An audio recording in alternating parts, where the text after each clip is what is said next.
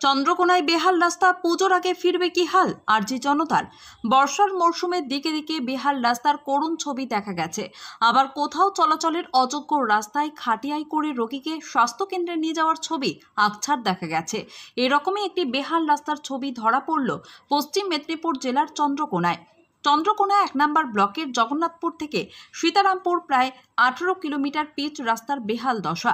জগন্নাথপুর থেকে পাইকপাড়া কুলদহ হয়ে সীতারামপুর যাওয়ার প্রধানমন্ত্রী গ্রাম সড়ক যোজনার এই রাস্তাটি বিগত 3 বছর ধরে এমনই খানাখন্দে ভরা।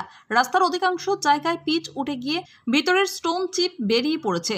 বৃষ্টি হলেই রাস্তার উপরে থাকা বড় বড় গর্তে জল জমে মরণ ফাঁদ হয়ে ওঠে। এই রাস্তায় যাতায়াতে একটু অনমনস্ক হলেই ঘটে দুর্ঘটনা। রাস্তায় গর্তে জমা জলে পড়ে অনেক বাইক আরোহী জখম হয়েছে বলে এলাকার মানুষের দাবি। কৃষি প্রধান এলাকা, বেহাল রাস্তার কারণে চাষের কাজে গাড়ি যাতায়াতের চরম ভোগান্তিতে ভুগতে হয় এলাকার কৃষকদের।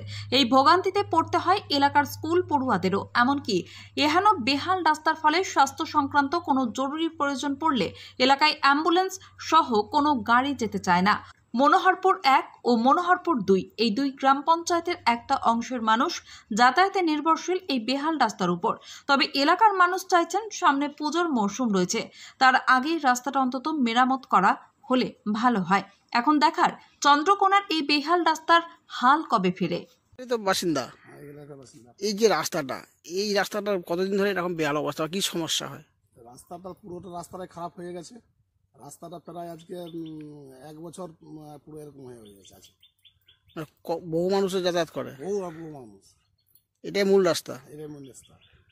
কি অসুবিধা কি হয় সাধারণত? মূলত অসুবিধা বলতে তোমার কোনো 4 চাকা গাড়ি, কোনো বড় গাড়ি কোনো কিছু ঢুকছে না এখানে। আর মানে কোনো অসুবিধা হলে মানে রোগরালা যা কিছু কোনো দিকে মানে গাড়ি ঘোড়া ঢুকছে না।